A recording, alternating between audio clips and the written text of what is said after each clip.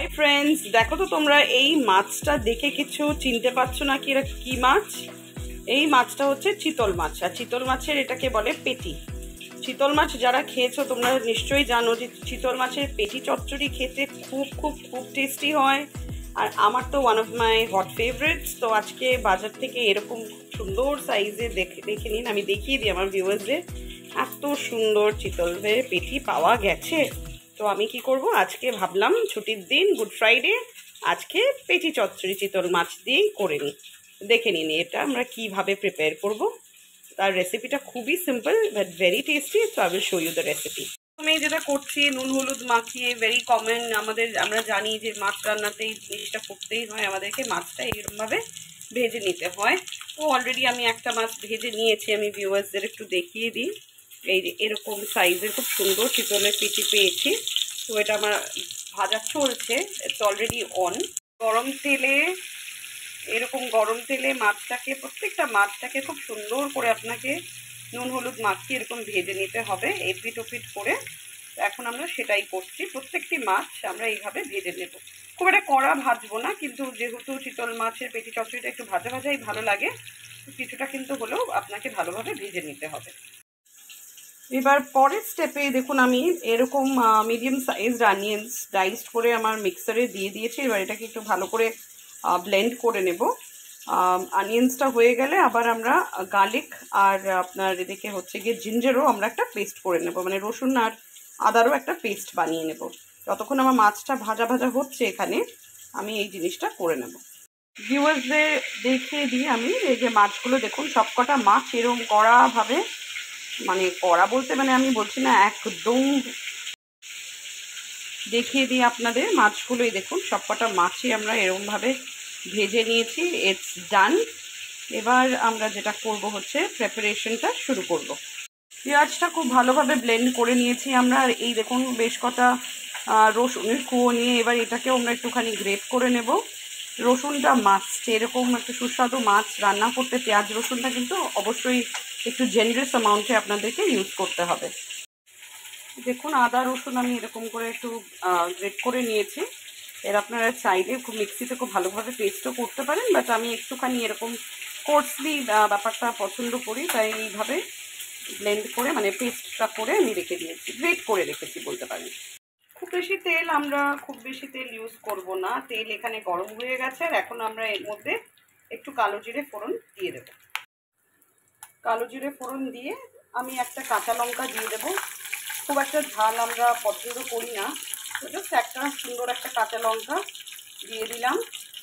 Next স্টেজে কাঁচা লঙ্কাটা দেওয়ার ঠিক পরপরই আমি এরকম আপনাদের দেখিয়ে দিই পেঁয়াজ, গ্রেটেড পেঁয়াজ। আর আমি একটুখানি পছন্দ করি কয়েকটা যদি একটু চাংস অফ অনিয়নও থাকে, সেটা বেশ যখন ফ্রাই যখন খাবেন মুখে খুব ভালো লাগে।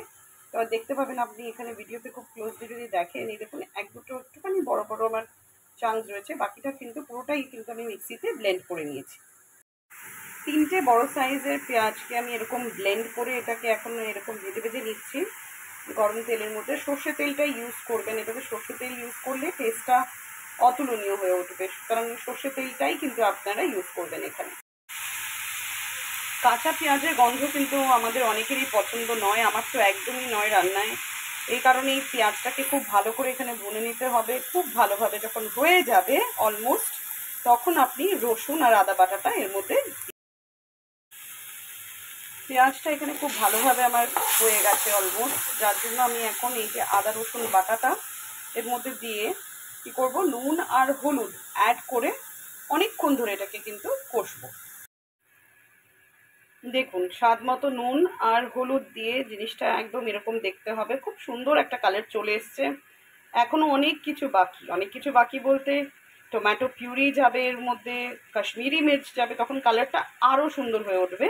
কিন্তু এখন এই মুহূর্তে আমি দেখিয়ে দিই আমার ভিউয়ার্সদের, নুন হলুদ দিয়ে যখন আমি ব্যাপারটাকে এরকমভাবে ভালো করে কষবো, কনসিস্টেন্সিটা কিন্তু এরকমই হবে, এবং এটা গায়ে মাখা হবে, ঝোল কিন্তু হবে না, দেখে নিন।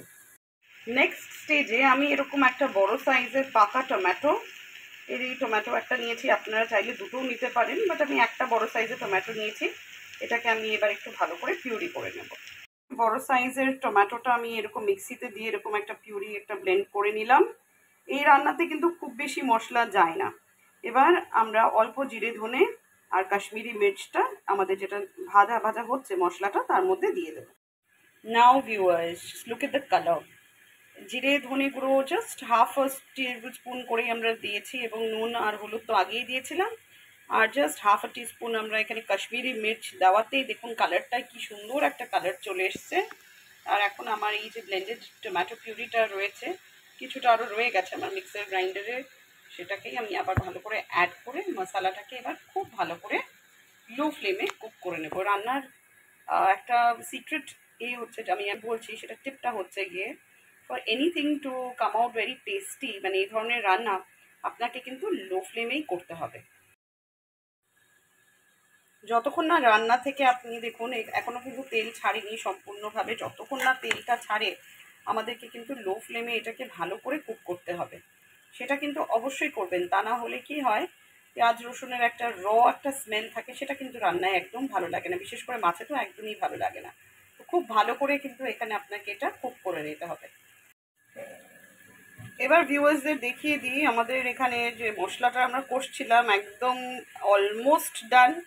এবার এই স্টেজে আমি এখানে কিছুটা জল, অল্প পরিমাণে একটু জল অ্যাড করে দেবো, just to make the gravy, but it will not be very মানে ওয়াটারি, বিকজ আমরা বেশি ঝোল ঝোল করবো না, এটাকে গায়ে মাখা, তার জন্য যেটুকুনি জল দরকার আপনার হিসেবে আপনি দিতে পারেন।